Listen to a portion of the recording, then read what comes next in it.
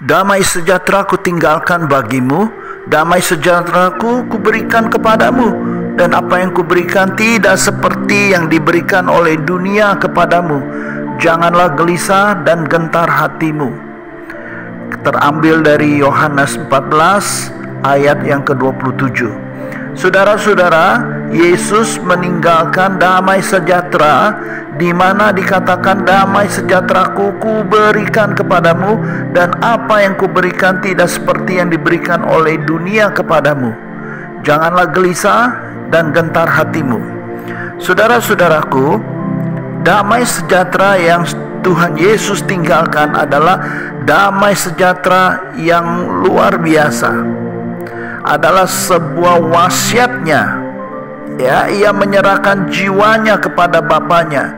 Ia mewariskan tubuhnya kepada Yusuf dari Arimatea, agar supaya dikuburkan dengan layak. Pakaiannya jatuh ke tangan para serdadu. Ia menyerahkan ibunya kepada pemeliharaan Yohanes. Namun apa yang ditinggalkannya bagi murid-muridnya yang miskin, yang telah meninggalkan segalanya demi dia? Emas dan perak tidak ia miliki, tetapi ia meninggalkan sesuatu yang jauh lebih berharga, yakni damai sejahteranya. Dikatakan, aku pergi, tetapi damai sejahtera ku tinggalkan bagimu. Aku bukan saja memberimu hak atasnya, tetapi menjadikan kamu sebagai pemiliknya. Ia tidak pergi dengan marah, melainkan dalam kasih.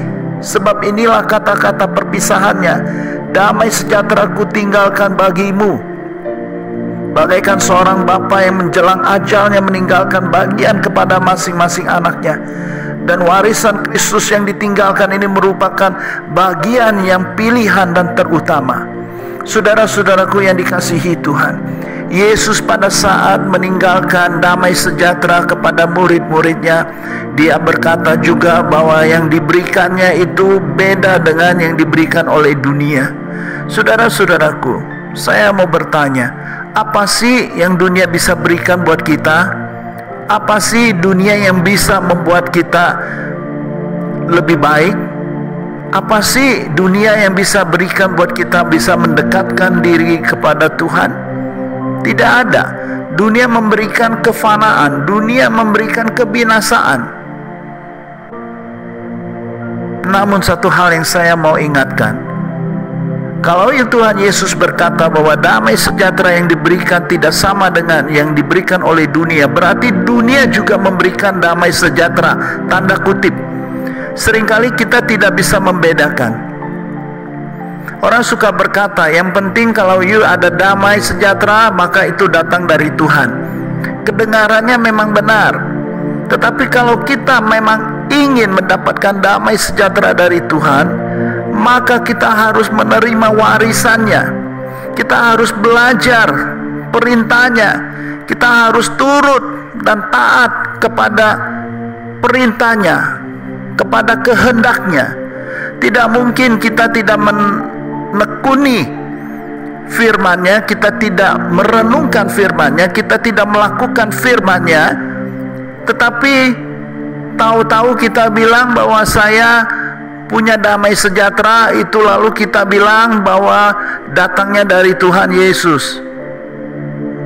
Belum tentu, bahkan cenderung bukan. Karena kalau damai sejahtera dari Tuhan, maka mau tidak mau kita harus mengikuti ajarannya. Kita harus mengikuti apa yang diperintahkan oleh Tuhan Yesus kepada kita untuk dilakukannya. Tatkala kita melakukan apa yang Tuhan Yesus perintahkan, maka kita akan menerima damai sejahtera. Apapun yang terjadi pada kita, maka damai sejahtera itu yang menguasai hidup kita. Sekalipun kita difitnah, dijahati, tidak membalas kita memberi pengampunan. Bukankah itu perintah dari Tuhan Yesus? Maka tatkala kita melakukannya, maka ada damai sejahtera. Tetapi kalau kita berkata bahwa ada damai sejahtera, tetapi kita masih membalas, kita masih melakukan hal-hal yang tidak sesuai dengan ajaran Tuhan, kita kita tidak bisa mengampuni, kita tidak bisa memaafkan, kita tidak bisa melupakan apa yang dilakukan oleh orang lain kepada kita yang tentunya tidak mengenakan. Apakah itu damai sejahtera sungguh-sungguh? Apakah pada saat kita tidak bisa memaafkan, bahkan kita membalas lalu mendapatkan damai sejahtera itu disebut bahwa damai sejahtera dari Tuhan Yesus? Tentu tidak. Jadi damai sejahtera Tuhan Yesus yang ditinggalkan itu beserta ajaran-ajarannya, beserta perintahnya.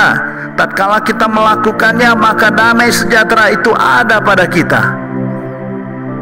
Oleh sebab itu, saudara-saudaraku, mari kita mau terima damai sejahteranya dengan cara taat kepada firman-Nya, melakukan firman-Nya. Apapun yang terjadi, pegang teguh firman-Nya, karena hanya firman-Nya wasiat yang terbaik, wasiat yang utama, bagian yang terbaik dari Tuhan Yesus diberikan kepada kita.